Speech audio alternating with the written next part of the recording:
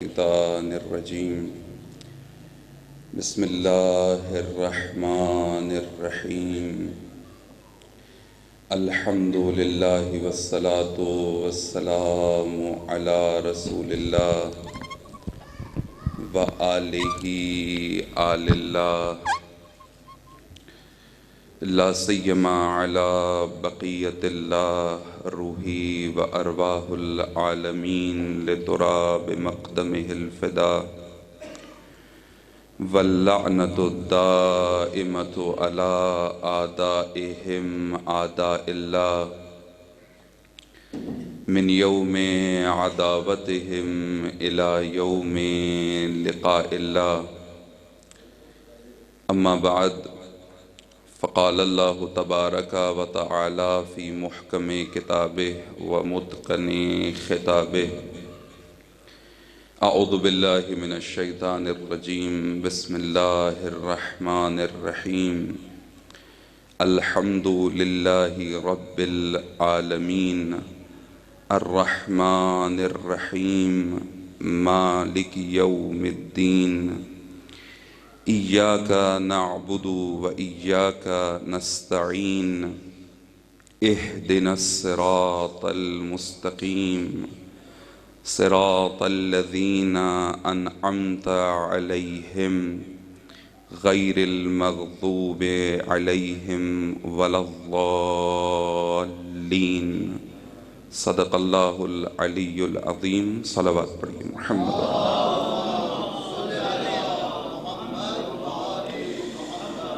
تمام بیماروں کی شفا یابی کے لیے، تمام مومنین کی سلامتی کے لیے، خصوصاً زمانے کے امام کی سلامتی کے لیے بلندتر صلوات پڑھیے۔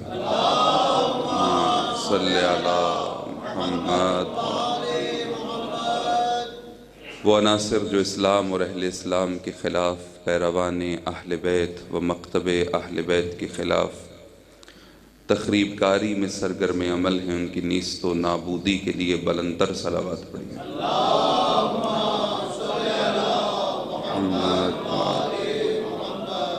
ایک سورہ فاتحہ کی تلاوت فرمائیں۔ بسم اللہ الرحمن الرحیم الحمدللہ رب العالمین الرحمن الرحیم مالک یوم الدین ایاک نعبد و ایاک نستعین اہدنا الصراط المستقیم صراط الذین غیر المغضوب علیہم ولا الضالین ربنا اغفر لی ولوالدی وللمؤمنین یوم یقوم الحساب رب ارحمہما کما ربیانی صغیرا ربنا تقبل منا۔ بلند صلوات پڑھیے گا محمد وعلیہ۔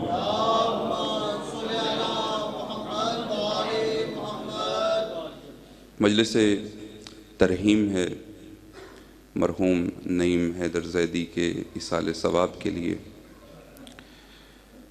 یہ نقطہ ہمیشہ آپ مومنین کی خدمت میں عرض کیا کرتا ہوں کہ یہ مجالس ذریعہ ایصال ہدایت ہیں۔ اگر ہم اس امر میں کامیاب ہو گئے، یہ مجلس، اس میں ہونے والی گفتگو، یہاں انجام پانے والے اعمال میری اور آپ کی ہدایت کا باعث بنے اور ہم خدا سے قرب قائم کرنے میں کامیاب ہو گئے، تو یقیناً مجلس کا مقصد حاصل ہو جاتا ہے اور مرحوم کو ایصال ثواب ہو جاتا ہے۔ ہدایت ہی وہ ذریعہ ہے، ہدایت ہی وہ منہج ہے، وہ راہ ہے جس پہ چل کر انسان اپنے پروردگار تک پہنچ سکتا ہے۔ مومنین کرام، ایک شخص جو ہمارے درمیان زندگی گزار رہا تھا، ہمارا پیارا تھا، ہمارا عزیز تھا، چلا گیا۔ یہ جانا ہمارے دل کے اندر ایک یقین پھر سے زندہ کر رہا ہے کہ ہم سب نے بھی چلے جانا ہے۔ ہم نے سن رکھا ہے کہ لوگ مرتے ہیں، ہم نے دیکھ رکھا ہے کہ لوگ مرتے ہیں، لیکن اسی موت پہ یقین پیدا کرنا بڑا مشکل ہے کہ انسان یقین کر لے کہ واقعاً میں نے مرنا ہے۔ اب اگر کسی سے کہا جائے کہ موت پر یقین ہے تو وہ کہے گا ہاں مجھے یقین ہے، لیکن کیا کیفیت ہے؟ یقین کے کچھ حالات ہیں، یقین کے کچھ اثرات ہوتے ہیں۔ یقین ہو جائے انسان کو کسی شے کا تو پھر وہ سکون سے نہیں بیٹھتا۔ مثلا آپ سب کو اس وقت سردی کے آ جانے کا یقین ہے، نتیجتاً آپ کے لباس بدل چکے ہیں۔ یہ لباس جو کہیں آپ نے رکھ دیے تھے گرمیوں میں سنبھال کے، خوب وہ لباس نکال لیے ہیں، صرف نکالے نہیں ہیں بلکہ زیبتن کر لیے ہیں۔ وجہ اب سردی آ گئی ہے، اس سے حفاظت کا انتظام کرنا ہے۔ اور قول معصوم بھی آپ جانتے ہیں کہ جب سردی آ رہی ہو تو خود کو بچاؤ، اپنی حفاظت کرو۔ جب جا رہی ہو تو چونکہ سردی جاتی ہے تو بہار لے کر آتی ہے، جاتی سردی کا استقبال کرو۔ لہٰذا یقین جیسے ہی ہوا ویسے ہی عمل نے بتا دیا کہ کسی شے کے بارے میں یقین ہو گیا ہے۔ ایک علاقے میں بارش نہیں ہوتی تھی، جب بارش نہ ہو تو خدا سے دعا کی جاتی ہے ایک نماز کی صورت میں، جسے نماز استسقاء کہتے ہیں۔ یہ نماز شہر سے باہر جا کے صحرا میں پڑھی جاتی ہے۔ لوگوں نے تقاضا کیا اپنے علاقے کے عالم دین سے کہ آپ یہ نماز قائم کریں، ہم سب یہ نماز آپ کی امامت میں ادا کریں گے۔ عالم دین سب وقت طے ہو گیا اور سب اس مقام پہ پہنچ گئے جہاں یہ نماز استسقاء ادا کی جانی تھی۔ جب سب پہنچ گئے تو مولانا نے نماز پڑھانے سے انکار کر دیا۔ کہا کیوں نہیں پڑھا رہے نماز؟ کا اس لیے کہ تمہیں یقین نہیں ہے کہ اس نماز کے بعد بارش ہوگی۔ کہا مولانا ہمارے یقین کے لیے اس سے بڑھ کر کوئی دلیل ہو سکتی ہے کہ ہم اپنا گھر بار کام کاج سب چھوڑ کے نماز پڑھنے آ گئے ہیں؟ اس سے بہتر بھی کوئی دلیل ہے اس بات کی کہ آپ کو یقین آ جائے کہ ہمیں یقین ہے کہ یہ نماز ذریعہ بنے گی باران رحمت کے نزول کا؟ کہا اگر تمہیں یقین ہے کہ اس نماز کے بعد باران رحمت آئے گی، بارش آئے گی، تو پھر تمہاری چھتریاں کدھر ہیں؟ خالی ہاتھ آئے ہو، تم یقین کے ساتھ نہیں آئے، تم ہماری زبان میں کہتے ہیں تکا لگانے آئے ہو، لگ گیا تو تیر، نہ لگا تو تکا۔ تم ٹرائی کرنے آئے ہو، یقین کے ساتھ نہیں آئے کہ واقعاً یہ عمل ہمیں پہنچا دے گا وہاں تک۔ مومنین کرام، موت کا یقین انسان کی زندگی بدل دیتا ہے۔ جب اسے پتہ لگ جائے کہ مجھے حساب دینا ہے، مجھے خدا کی بارگاہ میں حاضر ہونا ہے، جو کچھ آج کر رہا ہوں لہجے لہجے لمحے لمحے کا حساب دینا ہے۔ ہم سے تقاضا کیا گیا کہ دیکھو رات کو جب بستر پہ چلے جاؤ تو سو نہ جایا کرو، پہلے غور کیا کرو دن بھر کیا کیا ہے۔ جب اپنی کارکردگی کو خود دیکھو گے اور دیکھو گے، نکات پوائنٹس بناؤ، 1 2 3 4، آج صبح اٹھا یہ کرتا رہا۔ جب اپنی خطاؤں کو خود دیکھو گے تو پھر پتہ لگے گا کہ اس فرشتے نے نہ جانے کیا کیا کچھ لکھا ہوگا۔ جو باتیں جو کام کر کے میں بھول بھی گیا وہ بھی لکھے ہوں گے۔ جب تم اپنا محاسبہ کرو گے تمہاری زندگی سے خطائیں نکلنا شروع ہو جائیں گی۔ یہ محاسبے انسان کب کرتا ہے؟ جب اسے پتا ہو زندگی محدود ہے، وقت کم ہے، کام بہت زیادہ ہے۔ اگر میری آپ کی زندگی مطمئن اس لیے ہے کہ ہم معرفت کے میدان میں قدم نہیں رکھے ہوئے، علم کے باب العلم سے رشتہ ہے ہمارا، باب العلم سے تعلق ہے ہمارا، لیکن آیا علم کی وادیوں میں سفر کر رہے ہیں یا صرف دروازے کے باہر ہی بیٹھے ہوئے ہیں؟ کیا اس در سے بھیک لے رہے ہیں یا اس در پہ محروم بیٹھے ہوئے ہیں؟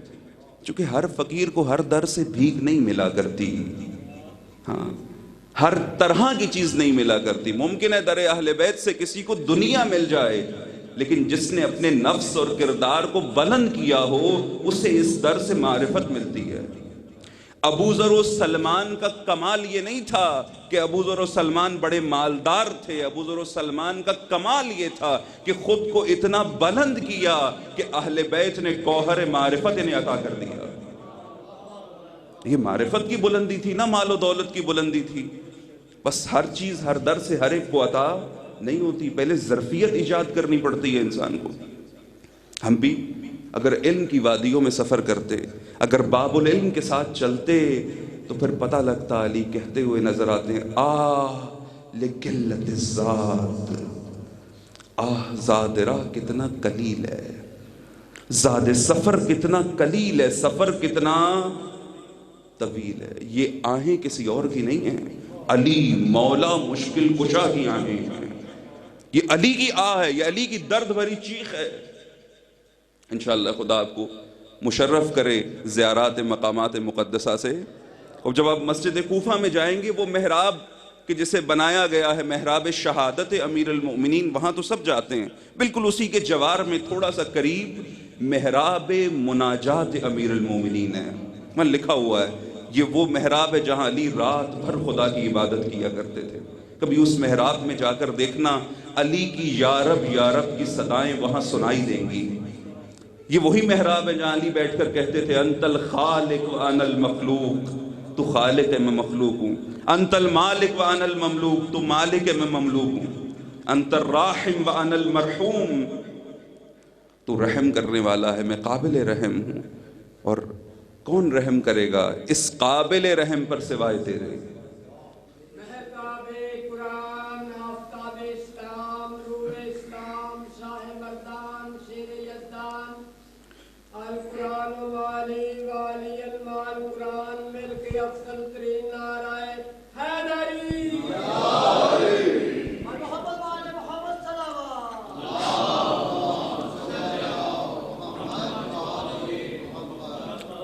اب یہ صلوات پڑھی گئے ٹھیک ہے۔ اب یہ سفر کیسے طے ہو؟ آسان حل ہے آقا، دوسروں کے پاس نہیں ہے، آپ کے اور میرے پاس ہے۔ خدا نے مجھے اور آپ کو ایسے سفینے دیے ہیں جو بہت تیز خدا تک لے جاتے ہیں۔ ان الحسین مصباح الہدیٰ والسفینۃ النجاۃ، حسین ہدایت کا چراغ بھی ہے، حسین کشتی نجات بھی ہے۔ یہ وہ سفینہ ہے جو بہت تیز، بس ظرفیت، اس سفینے میں سواری کی ظرفیت پیدا کر لی جائے۔ سید الشہداء جب روانہ ہوئے کربلا کے لیے، ہر فرد کو امام نے جو ملتا گیا دعوت دی، لیکن دیکھ کر ہر ایک کو نہیں بلایا، پہلے دیکھا قابل ہے کہ ایک شخص کے پاس امام رکے، اس نے مولا سے کہا مولا میں کھیتوں کو کنویں سے پانی دیتا ہوں، کربلا کے سفر میں امام ہر ایک کو دعوت دے رہے ہیں، یہ شخص کیا کہہ رہا ہے مولا میں کھیتوں کو پانی دیتا ہوں، میرے کنویں کا پانی کافی نیچے چلا گیا ہے، آپ دعا فرما دیجئے کہ کنویں کا پانی بلند ہو جائے تاکہ مجھے پانی نکال کے اپنے کھیت سیراب کرنے میں آسانی ہو۔ آقا کنویں کے قریب گئے، دعا کی، کنویں کا ایک گھونٹ پانی اپنے منہ میں لیا، واپس کنویں میں ڈال دیا، کچھ دیر میں وہ پانی بلند ہو گیا۔ اس کو حسین ابن علی سے کنویں کا بلند پانی مل گیا، مگر حسین نے اسے سفینہ نجات میں سوار ہونے کی اجازت نہیں دی، اس کو نہیں کہا ہو کربلا چلیں، چونکہ امام جانتے تھے یہ مجھ سے لے سکتا ہے، مجھے کچھ دے نہیں سکتا، بس اس کو اس کی مراد پوری کر دی لیکن اس سے کچھ طلب نہیں کیا۔ لیکن کچھ تھے بار بار سفر میں امام مڑ مڑ کر کوفہ کی طرف دیکھتے تھے، امام کے ساتھی کہتے تھے مولا کوفہ سے کوئی نہیں آئے گا، کوفی بے وفا ہیں، کہا نہیں سب بے وفا ہیں، لیکن ایک ہے جسے میں نے بلایا ہے، میرا حبیب ہے وہ ضرور آئے گا۔ کسی کے آنے کا اتنا انتظار ہے، کسی کی ظرفیت، رہتا کوفہ میں ہے مگر حبیب حسین ابن علی ہے، اور کوئی رہتا حسین کے ساتھ ہے مگر حسین سے بہت دور ہے۔ ایک صلوات پڑھیے گا بلند محمد والے۔ پس آغیان حاشیوں میں زندگی گزارنے کا مزہ نہیں ہے اگر اہل بیت کے قریب پھر چاشنی چکھیں قرب اہل بیت کی، قرب پروردگار کا مزہ محسوس کریں۔ یہ مزہ حاشیوں میں گھوم کے نہیں ملتا، یہ مزہ جادے پر آ کر اصل راہ پہ آ کے ملتا ہے، اہل بیت کا ہم سفر بننے سے ملتا ہے۔ میں ابتدا میں، چونکہ وقت بہت مختصر ہے، میں ابتدا میں آپ کی خدمت میں کچھ ایسی چیزیں جو ہمارے ہاں رائج ہوتی چلی جا رہی ہیں اور ہم دھیان نہیں دے رہے کہ ہم سب امام جعفر صادق کے ماننے والے ہیں، محمد والے۔ اس قسم کے کنفیوژنز ہیں کہ جنہوں نے ہماری عملی زندگی میں ہمارے لیے مشکلات کھڑی کی ہوئی ہیں، اور ہم امام صادق سے رائے لینے کی بجائے، آقا کو اپنا مولا ماننے کی بجائے کہ مولا سے پوچھ لیں کہ کیسے کریں آسان ہو جائے گا کام، اپنی اپنی رائے کے مطابق عمل کرتے چلے جا رہے ہیں۔ توقع ہمیں یہ ہے کہ ہم جو کچھ مانگیں وہ امام خدا سے لے کر دیں، لیکن نتیجتاً ہم امام کی یا خدا کی نہیں مانیں گے۔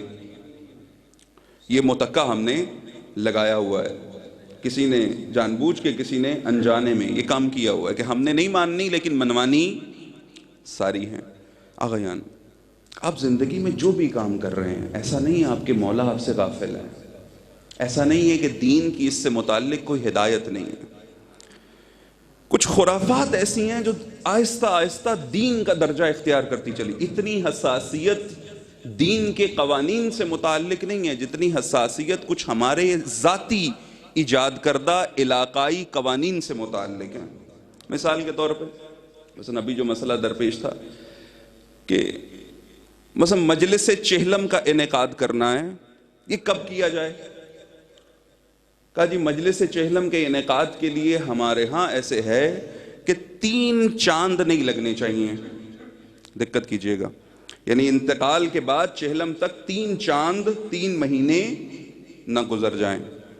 اگر گزر گئے تو کیا ہوگا؟ اگر 3 چاند لگ گئے، 3 چاند گزر گئے اور اس کے بعد چہلم کیا گیا تو کیا ہوگا؟ کسی کو نہیں پتا کیا ہوگا۔ آیا امام صادق نے منع کیا کہ ایسا کرو گے تو یہ ہو جائے گا؟ نہیں، امام نے منع نہیں کیا۔ آیا قرآن نے منع کیا؟ نہیں، قرآن نے منع نہیں کیا۔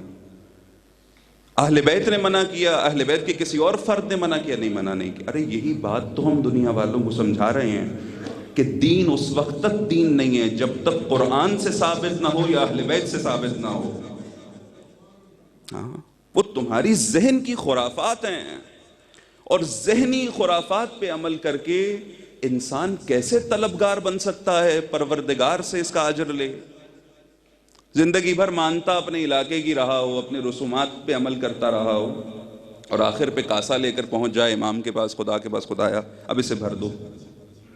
جن کے کہے قوانین کے مطابق تم نے زندگیاں گزاری ہیں، آخرت میں بھی انہی کے پاس جانا پڑے گا۔ اور جب آپ ان سے پوچھو گے کہ یہ رسم کس نے قائم کی کہ 3 چاند نہ لگیں، تو وہ کہیں گے ہمیں بھی نہیں پتا۔ فاتحہ کا وقت کیا ہونا چاہیے جی؟ خصوصاً یہ جو اردو زبان طبقہ ہے، ان کے ہاں یہ شدید کنفیوژن ہے کہ مغرب سے پہلے فاتحہ ہو جانی چاہیے۔ نہ آغا، کوئی وقت نہیں ہے۔ فاتحہ سورہ حمد کا پڑھ دینا مرحوم کے ایصال ثواب کے لیے، جس وقت پڑھو، سوتے پڑھو، جاگتے پڑھو، کھانا سامنے رکھ کے پڑھو، رکھے بغیر پڑھو، اس کا اجر پہنچ جاتا ہے۔ کوئی وقت نہیں ہے۔ اپنی زندگیوں کو کیوں مشکل کر رکھا ہے؟ جتنا اہل بیت سے دور ہوگے زندگی مشکل تر ہوتی چلی جائے گی۔ آسانی پیدا کیجیے، اہل بیت سے تمسک کیجیے۔ یہ جو بے کل کی رسومات ہوتی ہیں جن کی کوئی بنیاد نہیں ہوتی اور ہم بلا وجہ ان پہ عمل کیے چلے جاتے ہیں۔ مثلا ایک علاقے میں ایک صاحب گئے کھانا کھانے دعوت پہ، تو انہوں نے بہترین دسترخوان سجایا اور دسترخوان پہ ایک بڑا سا ڈنڈا بھی رکھ دیا۔ دقت کر رہے ہیں؟ دسترخوان بہترین سجایا، ساتھ ایک بڑا سا ڈنڈا رکھ۔ اب مہمان نے پوچھا کہ یہ ڈنڈا کس لیے؟ کہا ہمارے بڑوں کی رسم ہے، یہ ڈنڈا رکھا جاتا تھا۔ اب وہ مہمان ذرا وہ کھوجی ٹائپ کا تھا، اس نے کہا جی پتہ کریں کہ کیوں رکھا جاتا ہے، کوئی فلسفہ تو پتہ لگے۔ تو پوچھا ان کا، جی ہمیں دلیل نہیں پتا، بس بڑے رکھتے تھے ہم بھی رکھ دیتے ہیں۔ کہا چلو جو تم سے بڑے ہیں اپنے ابا کو بلاؤ تاکہ ان سے پوچھ لیں، انہیں شاید وجہ پتا ہو۔ ابا جان کو بلایا تو انہوں نے کہا یہ بچوں نے ڈنڈا بڑا رکھ دیا، اس کو تھوڑا سا چھوٹا کر دو۔ چھوٹا کر دیا۔ کہا وجہ کیا ہے؟ کہا وجہ کوئی نہیں ہے، وجہ نہیں پتا، وجہ شاید ہمارے بزرگ کو پتا ہو۔ خوب دادا کو بلا لیا، ان سے پوچھا، انہوں نے کہا ڈنڈے کا سائز ابھی بھی بڑا ہے، اور چھوٹا کرو، اور چھوٹا کر دیا۔ کہا اب بتاؤ وجہ کیا ہے؟ کہا وجہ مجھے بھی نہیں پتا۔ دقت کیجیے گا۔ کرتے کرتے کو پرانا بزرگ ملا جس کو کہیں سے پکڑ کے لائے کہ بھئی پتہ تو کریں گے ڈنڈا رکھنے کی وجہ کیا ہے۔ تو اس نے آ کے بتایا کہ بھائی یہ ڈنڈا نہیں رکھتے تھے ہم، خلال کے لیے چھوٹی چھوٹی تیلیاں رکھتے تھے تاکہ کھانے کے بعد دانتوں کو صاف کی۔ رسمیں ایسے چلتی ہیں جن کی کوئی دلیل نہیں ہوتی۔ آغا یان ہمارا تعلق ایک محکم در سے ہے، در اہل بیت سے ہے، اور زبان نہیں انسان کا عمل بتاتا ہے کہ تعلق کتنا مضبوط ہے۔ ایک صلوات بھیجیے محمد و آل محمد۔ عملاً دلیل دینا ضروری ہے کہ ہم جب کوئی عمل کر رہے ہیں کیا کوئی دلیل ہے؟ آیا اس مجلس چہلم کا انعقاد شریعت کی کسی کتاب میں لکھا ہے؟ نہیں لکھا، کہیں نہیں لکھا۔ پھر کیوں کر رہے ہیں؟ اس لیے کر رہے ہیں کہ بہترین عمل ہے، اس عمل کا اجر ہے، مجلس حسین ابن علی کا اجر ہے۔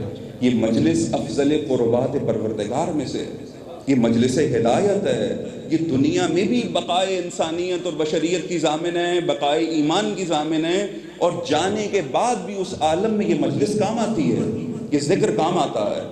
اس عنوان سے اس مجلس کا انعقاد کیا جا رہا ہے۔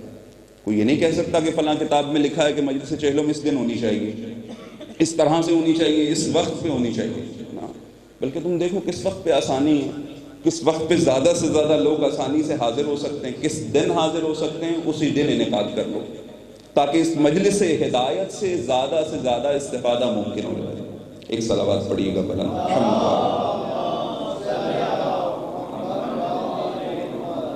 بس یہ ایک دو باتوں کا میں نے اشارہ کر دیا، اس یقین کے ساتھ کہ میری بات کوئی مانے گا نہیں، آپ جیسے کر رہے ہیں آپ یقیناً آئندہ بھی ایسے ہی کریں گے، میری بات کا کوئی اثر نہیں ہوگا، لیکن اس بات کو بتانا بہت ضروری ہے تاکہ دین میں بدعتیں ایجاد نہ ہو جائیں۔ کل کو آنے والے یہ نہ سمجھیں یہی دین ہے، نا یہ دین نہیں ہے، یہ ہماری ذاتی رسومات ہیں، ہماری خاندانی رسومات ہیں، ہماری گھریلو قوانین ہیں جو ہم نے بنائے ہیں، جن کے پیچھے نہ کوئی عقلی دلیل ہے نہ کوئی نقلی دلیل ہے۔ اب وہ سورہ جو سرنامہ میں آپ کی خدمت میں تلاوت کی، میں بس اس کا ترجمہ کر کے آپ کی زحمت تمام کرتا ہوں۔ خداوند متعال نے جب بھی ہمیں کسی شے کا حکم دیا نا کہ اس کو تکرار کرو، بار بار پڑھو، تو یقیناً اس کے اندر کچھ ایسی ہدایت پوشیدہ ہے کہ پروردگار ہمیں اس تک پہنچانا چاہتا ہے۔ دن میں 5 نمازیں ہیں کہ نماز نہیں ہوتی بغیر سورہ فاتحہ کے، اور کم از کم پہلی اور دوسری رکعت میں 2 مرتبہ ایک نماز میں تو آپ سورہ فاتحہ کی تلاوت کرتے ہیں۔ یہ فاتحۃ الکتاب ہے، یہ وہ سورہ ہے جو پورے قرآن کا نچوڑ ہے۔ آج شب جمعہ ہے، شب جمعہ بابرکت شب ہے، بابرکت شب ہے۔ شب جمعہ خداوند متعال کا گناہگار کے لیے بڑا عظیم انعام ہے۔ وہ رحمان الرحیم، وہ کریم، وہ مالک یوم الدین، اس نے آج کی شب اس لیے مقرر کی ہے، یہ عصر کے بعد کا وقت اور پھر صبح تک اور پھر کل کا دن سید الایام، روز عید، یوم عید، روز جمعہ یوم عید ہے۔ عید کا تعارف ہمارے ہاں یہ ہے کہ جس دن نئے کپڑے پہنے جاتے ہیں، جس دن مبارکباد دی جاتی ہے، جس دن عیدی ملتی ہے۔ امیر المومنین کی آئیڈیالوجی میں عید وہ دن ہے کہ جس دن بندہ اپنے پروردگار کی معصیت نہ کرے۔ کل یوم لا یعصی اللہ فیہ فہو عید، علی فرماتے ہیں ہر وہ دن جس دن بندہ خدا کی نافرمانی نہ کرے وہ عید کا دن ہے۔ یہ علی کی آئیڈیالوجی ہے، یہ امام کا فرمان ہے۔ بس روز جمعہ روز بابرکت ہے، شب جمعہ شب بابرکت ہے۔ وہ رحیم و کریم پروردگار کہ ہم نے نماز شروع کی، قرآن پڑھنا شروع کیا اور ابتدا کی بسم اللہ الرحمن الرحیم، اس ذات سے آغاز کرتے ہیں جو رحمان الرحیم ہے، اور پھر الحمدللہ رب العالمین۔ اب کیسی کیفیت ہے؟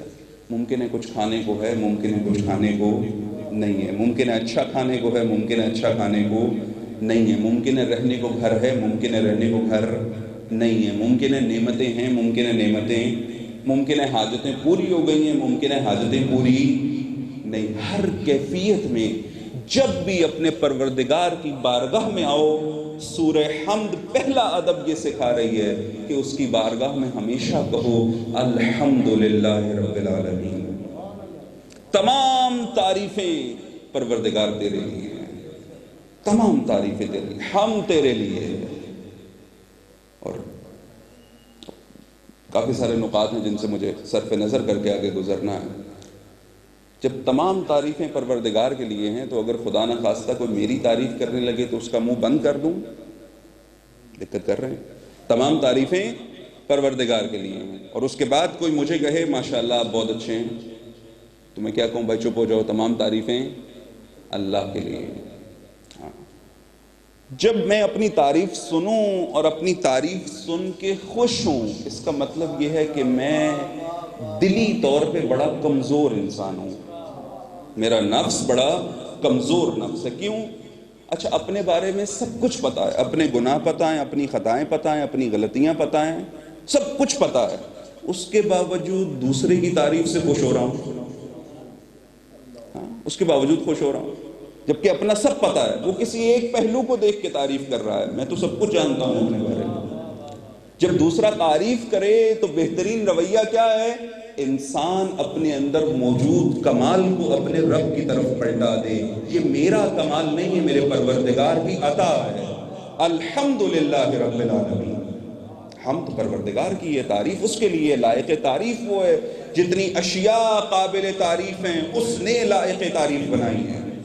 الحمدللہ رب العالمین الرحمن الرحیم، وہ پروردگار جو رحمان بھی ہے جو رحیم بھی ہے۔ مالک یوم الدین، وہ خدا جو مالک یوم الدین ہے۔ ایک کاش کہ میں اور آپ اس سورہ حمد پہ توجہ کرتے چلے جائیں۔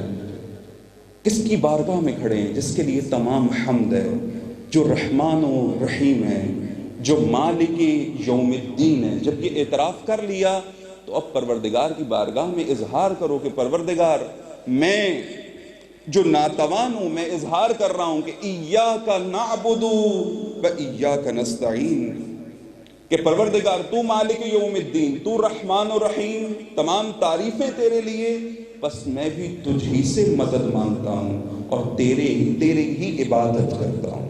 اور اس ترجمے میں صرف بڑا اہم ہے کہ صرف اور صرف تجھ ہی سے مدد مانگتا ہوں۔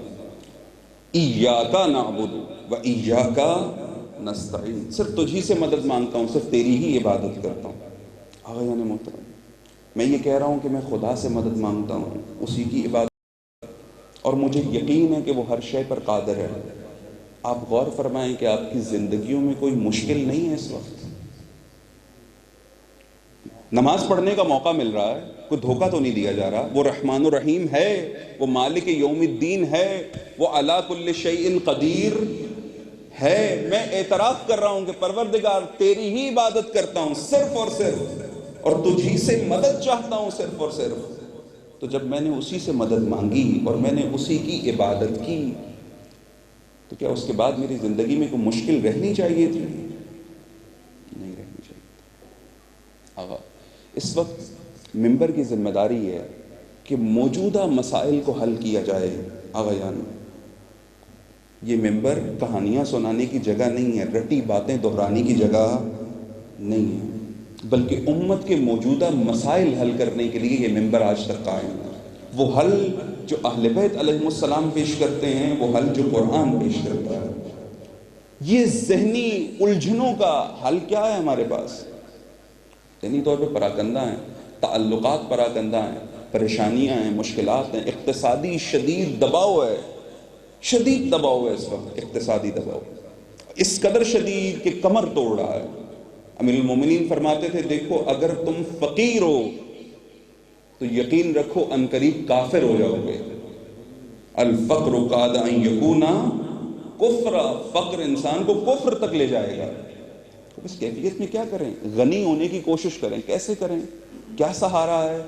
وہی جو رحمان الرحیم ہے، وہی جو مالک یوم الدین ہے، وہی جس کی صرف اور صرف عبادت کرنی ہے اور جس سے صرف اور صرف مدد چاہنی ہے۔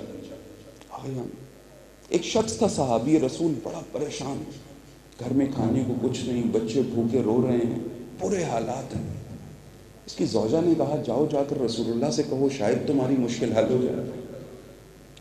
اس نے ہمت باندھی، اپنے گھر کے حالات بتانے کے لیے رسول اللہ کی خدمت میں گیا، بڑھا، لیکن جو ہی محفل رسول اللہ میں پہنچا تو رسول اللہ کی زبان یوں گویا تھی کہ اگر کوئی ہم سے مدد مانگے تو ہم یقیناً اس کی حاجت پوری کرتے ہیں، لیکن اگر کوئی دنیا والوں سے غنی ہو جائے اور صرف اپنے پروردگار پہ بھروسہ کرے تو خدا اسے اپنے فضل سے غنی کر دیتا ہے۔ اب رسول اللہ کے یہ جملے سنے اور پھر اس کی ہمت نہیں ہوئی کہ میں اپنے گھر کے حالات اب رسول اللہ سے کہوں، سن کر لوٹ آیا گھر واپس۔ میں ابھی دوبارہ کر رہا ہوں کیونکہ یہ پھر جائے گا اور پھر یہی سن کے واپس آئے گا۔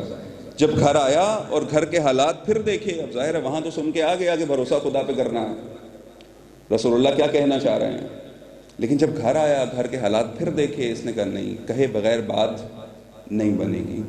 یہ دوسرے دن پھر خدمت رسول اللہ میں چلا گیا۔ داستان راست میں شہید مطہر نے اس واقعے کو لکھا۔ اگلے دن پھر یہ بارگاہ رسالت میں ہے، بارگاہ رسول اللہ میں۔ اور چاہتا ہے کہ اپنے گھر کے حالات، اپنا فقر، اپنی تنگدستی، جس پسماندگی میں وہ رہ رہا ہے، رسول اللہ سے ذکر کرے۔ جو ہی یہ پھر وارد محفل ہوا، رسول اللہ کی زبان پر پھر یہ کلمات جاری ہیں کہ اگر کوئی ہم سے حاجت طلب کرے ہم حاجت پوری کرتے ہیں، مگر کمال یہ ہے کہ بندہ دنیا والوں سے بے نیاز ہو جائے تاکہ اسے پروردگار بے نیاز کر دے۔ یہ سنا پھر گھر آ گیا۔ اب جب گھر آیا پھر گھر کے حالات ویسے ہی ہیں، کھانا پھر نہیں ہے، بچے پھر رو رہے ہیں، حاجتیں پھر وہی ہیں، مشکلات پھر وہی ہیں، فقر پھر وہی ہیں۔ اس نے تیسرے دن رسول اللہ کی خدمت میں پھر جانے کا ارادہ کیا۔ اب جب تیسرے دن ارادہ کیا اور خدمت رسول اللہ میں پہنچا، جو ہی پہنچا رسول اللہ پھر یہی کلمات دہرا رہے تھے کہ اگر کوئی مجھ سے حاجت، ہم سے حاجت طلب کرے تو ہم یقیناً اس کی حاجت پوری کریں گے، مگر بندے کا کمال یہ ہے کہ وہ دنیا والوں سے بے نیاز ہو جائے اور اپنے رب سے طلب کرے تاکہ خدا اسے بے نیاز کر دے۔ جب اس نے کہ سنا تو کہا میرے دل میں اطمینان آ گیا۔ پہلی 2 دفعہ یہ اطمینان محسوس نہیں ہوا، لیکن جب تیسری دفعہ یہی کلمات زبان سے، کانوں سے ٹکرائے، کہا دل میں اطمینان آ گیا۔ کہا اب جب میرے قدم میرے گھر کی طرف بڑھے تو بڑے اطمینان سے بڑھے۔ کہا میں نے اپنے قلب میں سکون محسوس کیا۔ کہا اس سکون کے بعد میں جب گھر پہنچا تو میں نے دیکھا کہ میں کیا کر سکتا ہوں۔ کہا میں نے اپنے ساتھ والے سے کلہاڑی ادھار لی، جنگل گیا، لکڑی کاٹ کر لایا اور بیچنا شروع کر دی۔ چند دن گزرے، حالات تبدیل ہونے شروع ہوئے۔ ادھار کی کلہاڑی واپس کر دی، اپنی کمائی کے پیسوں کی کلہاڑی خرید لی۔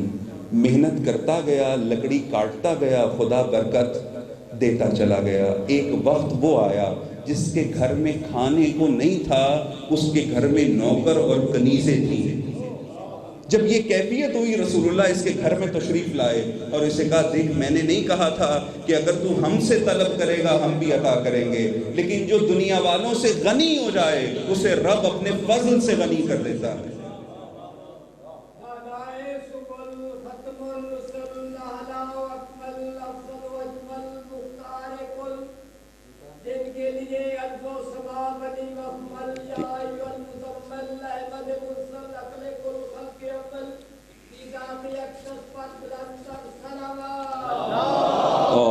صلی علی محمد۔ بھروسہ کیجئے اس پروردگار پہ، بھروسہ کیجئے۔ رسول اللہ یہی سکھانا چاہ رہے ہیں کہ دیکھو ہمارے پاس جتنے کمالات ہیں رسول و اہل بیت رسول کے پاس، ہم صرف اس لیے آئے کہ تمہارا رخ تمہارے پروردگار کی طرف موڑ دیں۔ ہم بہترین وسیلہ ہیں، ہم کہیں اور نہیں لے کے جاتے، ہم تمہیں اس در پہ جھکنا سکھاتے ہیں کہ جس کے بعد کسی اور در پہ جھکنے کی ضرورت نہیں رہتی۔ اہل بیت یہ سکھا دیتے ہیں۔ بس ایاک نعبد و ایاک نستعین۔ کوئی نہ کہے کہ ایک طرف کہتے ہو کہ خدا کی عبادت کرتے ہیں، خدا سے مدد مانگتے ہیں، پھر یا علی مدد کہتے نہیں تھکتے۔ علی کو اس لیے مدد کے لیے پکارتے ہیں کہ علی کو خدا نے بنایا ہے مددگار، لیکن اس معرفت کے ساتھ کہ علی بدن کے میدانوں سے زیادہ روح کے میدانوں کے مددگار ہیں، کیونکہ بدن کے کمالات انسان خود حاصل کر سکتا ہے۔ جہاز اڑانے کے لیے علی کی مدد نہیں چاہیے، مگر اس روح کو خاک سے خدا تک لے جانے کے لیے علی کی مدد چاہیے۔ میدان پتا ہو کس میدان میں کس کو مدد کے لیے بلانا ہے۔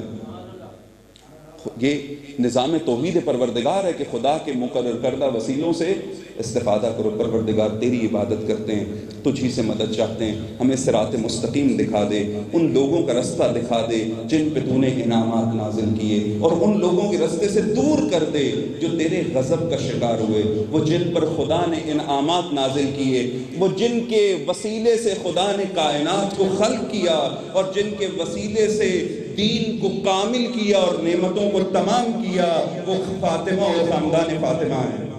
بس یہ در، یہ رستہ، یہ راہ دکھا دے، صراط علی دکھا دے کہ جس پہ چل کے میں بھی اپنے پروردگار تک پہنچ جاؤں۔ صراط علی حق نمسکہ۔ ہمیں صراط علی تلاش کرنی ہے، لیکن صراط تلاش کر کے بیٹھنا نہیں ہے۔ صراط کا فقیر نہیں بننا کہ حاشیے میں بیٹھ جائیں کہ گزرنے والے ہمیں کچھ دیتے چلے جائیں، بلکہ ہم قدم علی کے نقش پا تلاش کرتے ہوئے ہمیں اس راہ پر چلنا ہے، تاکہ ایک وقت آئے جب علی اس راہ کی منزل حاصل ہونے کے وقت ہمارا استقبال کریں۔ آنکھ بند ہو مولا کی زیارت ہو اور آقا مرحبا کہہ کے گلے لگا لیں کہ تو نے ویسی ہی زندگی گزاری جیسی میں چاہتا تھا اور جس سے میرا پروردگار خوش تھا۔ آقایان محترم، ایک دن چلے جانا ہے، یہ آنکھ بند ہو جانی ہے۔ اہل بیت شفیع ہیں، جس نے دنیا میں انہیں شفیع بنا لیا یقیناً وہ میدان محشر میں شفاعت کریں گے۔ بس جن کی راہ پہ چلنا تھا، جنہیں خداوند متعال نے بطور اسوہ بنایا اور کہا کہ ان کی سیرت کو اپناؤ، ان کی زندگی کو اپناؤ، ان کے کہے مطابق زندگی بسر کرو، دنیا والوں نے انہی پہ دنیا کی زندگی کو تنگ کر دیا، اور اس قدر تنگ کیا کہ وہ مصائب، وہ آلام، وہ مشکلات شاید آج کے شریف مسلمان پر وہ مصیبتیں نہیں ہیں جو خاندان فاطمہ پر ڈھائی ہیں۔ اجرکم ربکم، اس گھر کے بچوں کے ساتھ کیا کیا گیا، اس گھر کے بڑوں کے ساتھ کیا کیا گیا۔ بس باپ اور بیٹی کا ذکر سنیے 2 یا 4 منٹ اور مجھے اجازت دیجیے گا۔ وہ وقت آ گیا کہ جب کوفے کی محراب عبادت سے ایک ندا بلند ہوئی، وہ ندا تھی فزت ورب الکعبہ، رب کعبہ کی قسم علی کامیاب ہو گیا۔ علی نے پوری زندگی خدا کے لیے گزاری اور آخری وقت میں عبادت کرتے ہوئے صرف اس جرم میں کہ علی اللہ کا بندہ ہے، علی کے سر پہ ضرب لگا دی گئی، زہر میں بجھی ہوئی تلوار سے ضرب لگا دی گئی۔ یہ ندا مولا کی تھی فزت ورب الکعبہ، اور ایک ندا ہاتف غیبی کی تھی تحدمت واللہ ارکان الہدا قتل علی المرتضی، ارکان ہدایت ڈھا دیے گئے، علی مرتضی قتل کر دیے گئے، علی مرتضی کو شہید کر دیا گیا۔ جب مولا کو سنبھالا اور سنبھال کر لانے لگے گھر کی طرف، آقا کی داڑھی خون میں خضاب کر چکی تھی، سب کو تسلیاں دے رہے تھے، عباس پاس ہیں، حسنین پاس ہیں، اصحاب پاس ہیں، تسلیاں دے رہے ہیں، دیکھو رونا مت، دیکھو گریہ مت کرنا، دیکھو جزا فضا مت کرنا۔ حتیٰ یہاں تک کہ جب علی مسجد سے باہر آئے، علی نے دیکھا کہ وہ قاتل جس نے علی کو ضرب لگائی تھی، علی کے ساتھی اسے پکڑ کے لے آئے ہیں۔ اب ذرا علی کے دل کا رحم دیکھنا، یہ جو میدان احد و خندق میں تلواریں چلاتا ہے، خوب اس کا دل کتنا رحیم ہے، دل کتنا نرم ہے، کہ جب دیکھا نا میرے قاتل کو پکڑ کے لے آئے ہیں، دیکھ کر کہنے لگے دیکھو تم نے اسے پکڑا ہے، یہ ڈر گیا ہے، دیکھو اسے زیادہ نہ مارنا، دیکھو اسے تنگ نہ کرنا۔ اور روایات کہتی ہیں اپنی شہادت تک بار بار وصیت کرتے رہے کہ دیکھو غصے میں آ کر کہیں میرے قاتل کو قتل نہ کر دینا، جتنی مجھے ضرب لگی اسے اتنی ہی ضرب لگانا۔ یہ علی کے دل کا رحم تھا۔ بچوں کو سمجھاتے رہے گریہ مت کرنا۔ جب گھر میں پہنچے تقاضا کیا اپنے اصحاب سے، میرے اصحاب دور پاکیزہ اصحاب ہیں، نیک لوگ ہیں، اچھے لوگ ہیں، صحابی رسول ہیں، علی کی محفلوں میں بیٹھتے رہے ہیں، کہا ذرا میرے گھر سے دور چلے جاؤ، جب میں گھر کے اندر جاؤں گا نا تو میری بیٹیاں روئیں گی، ان کے رونے کی آوازیں کہیں میرے پاکیزہ صحابیوں کے کانوں میں نہ پڑ جائیں، اے صحابیوں ذرا دور چلے جاؤ۔